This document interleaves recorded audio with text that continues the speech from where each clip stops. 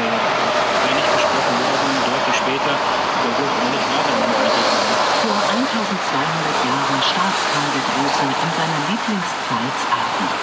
Was wissen wir heute über den mächtigen Herrscher? Auch nicht verwundert, dass das Wilson in Nordrhein-Westfalen, Team NRW, Freitag 15:05 Uhr. Und hier ist Leonardo, die Wissenschaft auf WDR 5 am Donnerstag. Jetzt ist es soweit. Brasilien, Kroatien im Eröffnungsspiel beginnt. Und Michael, Minute bis das offizielle WM-Spiel, es stellt ein